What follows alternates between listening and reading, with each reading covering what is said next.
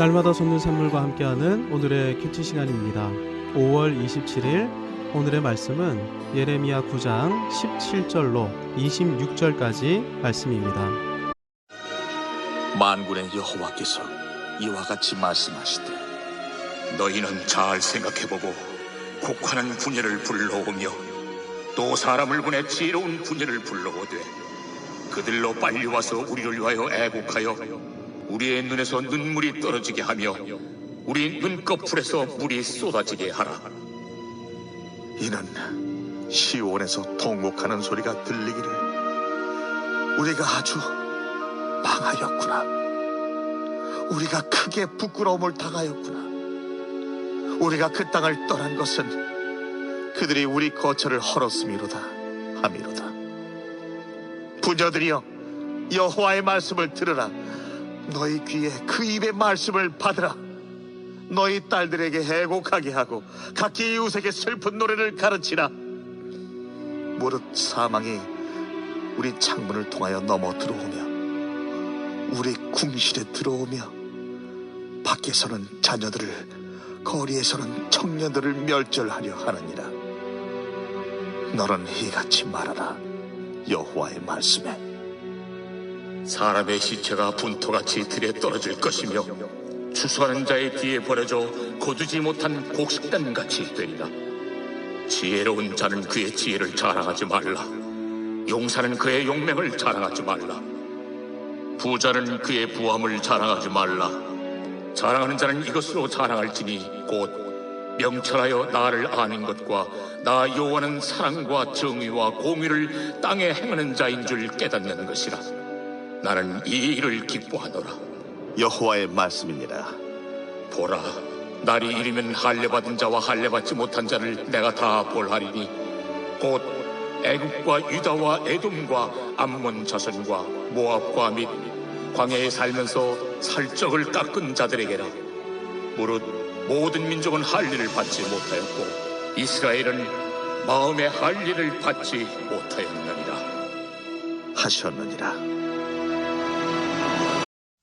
본문에서 여호와 하나님께서는 유다에게 곡하는 부녀를 불러오라 이렇게 명령하고 계십니다. 현대인의 성경은 곡하는 부녀를 제일 잘 우는 여자들이라고 번역했는데 어떤 여성이 제일 잘 우는 여성일까요?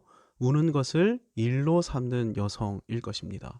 그래서 곡하는 부녀란 전문 호곡꾼을 의미합니다. 전문 호곡꾼은 고대 근동의 보편적인 직업 중 하나이고 이집트 무덤 벽화에도 이들 전문 호곡꾼이 등장할 정도인데요.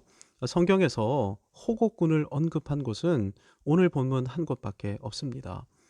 17절에서 곡하는 부녀를 불러오라 이렇게 명령하신 다음 하반절에서 지혜로운 부녀를 불러오라 이렇게 하시니까 지혜로운 부녀는 누구일까 이렇게 궁금할 수 있는데요.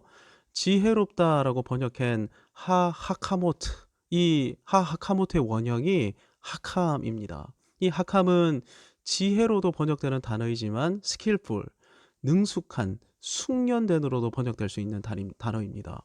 그러니까 본문 문맥에서 지혜로운 부녀란 전문 호곡꾼 중에서도 가장 숙련된 호곡꾼을 가리키는 말입니다. 한글 번역이 문맥을 고려하지 않고 번역하다 보니 오해할 수 있도록 번역이 됐는데 여튼 만군의 여호와 하나님께서는 지금 전문 호곡꾼 중에서도 가장 숙련된 호곡꾼을 불러오라 이렇게 명령하고 계시는 것입니다. 이렇게 명령하신 하나님이 어떤 하나님이십니까? 만군의 여호와 하나님이시죠. 만군의 여호와란 군대를 거느리고 오신 전사로서의 하나님이십니다. 그러니까 본문의 이 명령은 경고로서의 명령인 것입니다. 한 귀로 듣고 흘려보낼 수 있는 경고가 아니라 반드시 새겨 들어야 하는 경고의 말씀인 것이죠. 즉 지금 유다는 숙련된 전문 호곡꾼이 있어야만 하는 그런 상황에 처해 있었던 것입니다. 그렇다면 숙련된 호곡꾼을 동원해서 애곡하게 하시고 울게 하시는 이유가 무엇일까요? 18절을 보시기 바랍니다. 그들로 빨리 와서 우리를 위하여 애곡하여 우리의 눈에서 눈물이 떨어지게 하며 우리 눈꺼풀에서 물이 쏟아지게 하라. 현재 유다는 곡을 해야 할 정도의 심각한 상한 가운데 있었습니다. 이집트 무덤 벽화를 통해 확인할 수 있는 것처럼 호곡군은 죽음의 현장, 장례식에서나 등장하는 인물입니다. 그러니까 유다의 현 상태가 어떤 상태입니까? 죽음으로 가득한, 마치 장례식장과 같은 그런 상태였던 것입니다. 21절은 유다의 현 상황을 이렇게 묘사합니다. 무릇 사망이 우리 창문을 통하여 넘어 들어오며 우리 궁실에 들어오며 밖에서는 자녀들을, 거리에서는 청년들을 멸절하려 하느니라. 6월절 밤에 죽음의 천사가 애굽의 모든 집을 방문해서 장자들을 죽였습니다. 그런데 지금 유다가 6월절 밤에 애굽과 같은 상태에 처해 있었던 것입니다. 유다 가운데 죽음과 사망이 침범해 들어오고 있는 것이죠. 6월절 다음 날 아침에 어떤 일이 있었습니까? 애굽 전역에 곡소리가 울려 퍼졌었습니다. 그런데 유다는 어떻습니까? 자신의 죽음을 알지 못했고, 그래서 아무도 곡소리를 내며 울지 않았던 것입니다. 오히려 유다는 이런 심각한 상황 가운데 빠져 있었음에도 불구하고 지난날과 아무 다를 바 없는 일상의 삶을 살아가고 있었던 것입니다. 그래서 만군의 여호와 하나님께서 전문 호곡군을 소환하라, 불러오라 이렇게 명령하고 계신 것이죠. 가장 숙련된 호곡군을 불러서 그들의 곡소리를 들으면서 지금 우리 가운데 죽음이 가득하구나, 우리가 바로 장례식의 주인공이구나, 여호와 하나님께서는 유다가 자신들의 이러한 상태를 깨닫기 원하셨던 것입니다. 20절에서 하나님께서는 호곡군들에게 이렇게 명령하십니다. 너희 귀에 그 입의 말씀을 받으라. 너희 딸들에게 애곡하게 하고 각기 이웃에게 슬픈 노래를 가르치라. 여호와께서 알려주신 가사를 가지고 슬픈 노래를 만들어 부를 뿐만 아니라 유다에게 가르치라는 것입니다. 어떤 내용의 노래를 불러야 합니까? 이 슬픈 내용의 슬픈 노래 내용이 19절에 보면 나옵니다. 우리가 아주 망하였구나. 우리가 크게 부끄러움을 당하였구나. 우리가 그 땅을 떠난 것은 그들이 우리 거처를 헐었음이로다. 공동 번역이 좀 더 노래처럼 이렇게 번역을 해놨습니다. 어쩌다가 우리는 이렇게 망하였는가.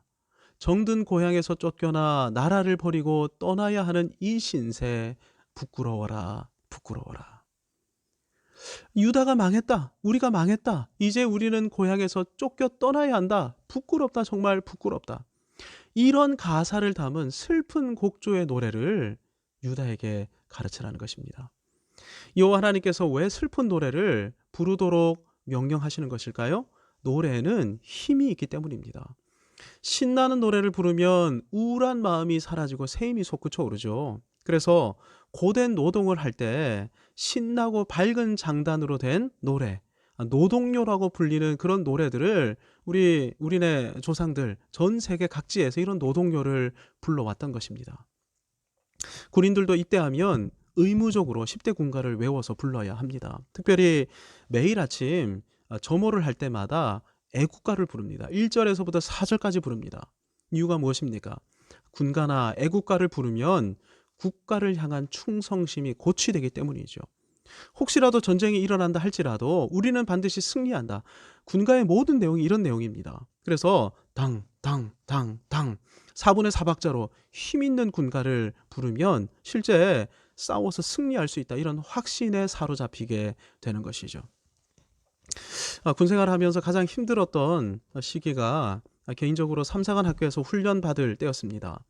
훈련 일과가 분초 단위로 숨막히게 이어지다 보니 기도할 시간조차 없어서 심신이 고단해질 대로 고단해졌던 때가 이 훈련 받았을 때였는데요. 이러던 와중에도 가슴이 뭉클해지고 마음이 새로워지게 될 때가 있었습니다. 오후 일과를 마칠 때쯤 이동하면서 국기 하강식을 볼 기회가 왕왕 있었는데 국기 하강식이 시작되면 그냥 애국가가 잔잔히 울려 퍼집니다. 그리고 모든 활동이 일시에 중지되죠. 그리고 중지된 모든 그 상태에서 전원이 국기를 향해 서서 애국가가 끝날 때까지 국기를 향해 말없이 경례를 하고 서 있어야 합니다. 이렇게 경례를 하고 서 있으면서 이렇게 생각하곤 했습니다. 나라와 민족을 지키는 장교가 되려고 이 고된 훈련을 받고 있지. 힘내자. 그러면 다시 새 힘이 샘솟곤 했던 것입니다. 여러분 이게 뭡니까? 노래의 힘입니다. 그래서 다윗이 제사로만 드리던 예배를 찬양이 있는 예배로 완전히 새롭게 변혁시켰던 것이죠. 다윗 시대 이후 공예배 찬송가가 시편 1편부터 150편입니다. 찬송가가 성경에까지 들어있을 정도로 이 찬양의 힘, 노래의 힘을 하나님께서 인정하셨던 것이죠. 슬픈 노래 역시 마찬가지입니다. 마음을 움직이게 하고 집중시키는 힘을 가지고 있습니다. 우리는 망했다. 왜 망했습니까? 여호와와 언약의 말씀을 떠났기 때문이죠.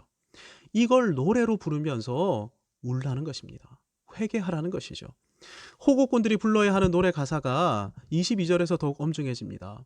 공동 번역으로 하면 조금 더 노래 가사 같아 보이는데요. 시체들은 밭에 너저분이 널려 있는 거름더미와 같구나. 추수하는 자가 곡식단을 묶어놓고 지나가는데도 거두어 모으는 자 없는 것 같구나. 20년 전에 한국교회를 강타했던 찬양이 있습니다.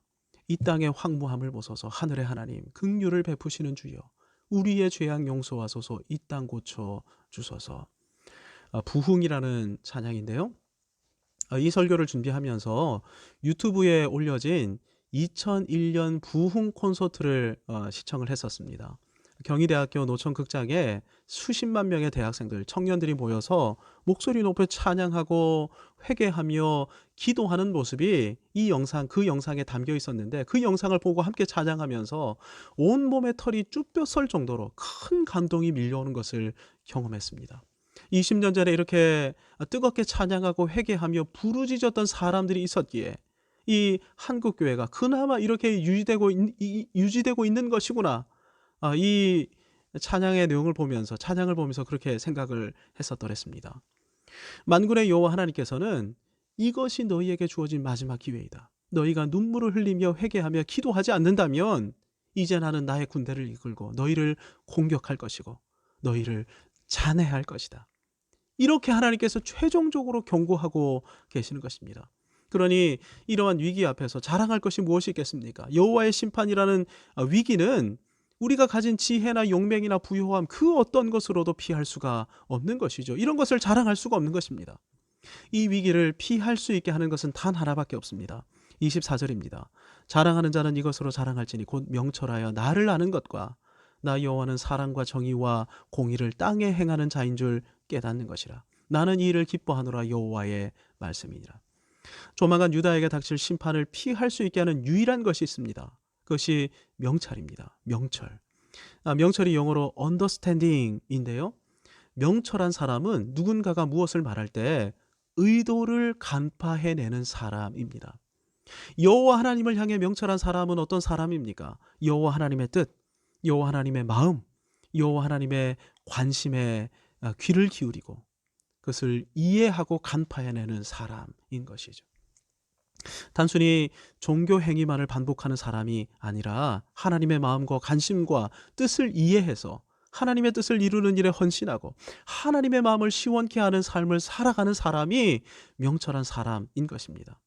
하나님의 마음과 하나님의 관심이 사랑과 정의와 공의입니다. 이 사랑과 정의와 공의가 집약된 것이 여호와의 말씀인 율법과 십계명이죠. 회개의 노래를 부를 뿐만 아니라 여호와 하나님의 마음을 깨달아 언약의 말씀을 이루는 일에 다시금 헌신한다. 이런 사람들은 패망할 이유가 없는 사람들이죠. 오히려 하나님께서는 이런 사람들을 칭찬하시고 이런 사람들에게 일용할 양식을 베푸실 뿐만 아니라 성령을 충만하게 하심으로 이들을 통해 여호와 하나님의 이름과 통치와 나라와 영광을 온 땅에 드러내시는 것입니다. 하지만 유다는 이 마지막 경고의 말씀에도 반응하지 않았고 그래서 이 땅에는 소망이 사라져버렸습니다. 그 결과가 무엇입니까? 온 세상이 심판당할 때 유다 역시 심판받게 되는 것입니다. 오늘 우리에게 주신 말씀을 기억하십시다. 본문을 통해 만군의 여호와께서는 우리를 향해 너희도 애곡하면서 울라 이렇게 명령하고 계십니다. 혹시 우리 중에 하나님의 마음과 뜻과는 상관없이 나만의 종교 생활만을 반복하는 사람들이 있다면 우리에게 필요한 것이 회개입니다. 그리고 명철입니다. 하나님의 마음인 사랑과 정의와 공의를 알고 행하며 하나님 나라에 헌신하는 것입니다. 이 아침에 하나님 아버지의 마음을 품고 이 땅의 황무함을 보소서, 우리의 죄악 용서하소서, 부흥의 불길 타오르게 하소서, 이렇게 간절히 기도할 줄 아는 저와 여러분이 되기를 소망합니다. 아멘. 하나님 아버지 참으로 감사합니다. 회개하라는 주님의 이 귀한 메시지 앞에 저희들 눈물 흘리며 회개의 노래를 부르며 하나님 앞으로 나가기를 소망합니다. 뿐만 아니라 하나님의 마음을 이해하기를 원합니다. 하나님의 뜻을 헤아리기 원합니다. 이 땅 가운데 우리를 통하여 하나님의 영광과 이름과 통치를, 하나님의 나라를 펼치시려고 하는 귀한 마음을 붙들고 이 아침에도 기도하며 나아가오니 저희의 심령 가운데 성령으로 충만히 채워 주옵소서. 예수님의 이름으로 기도하옵나이다. 아멘.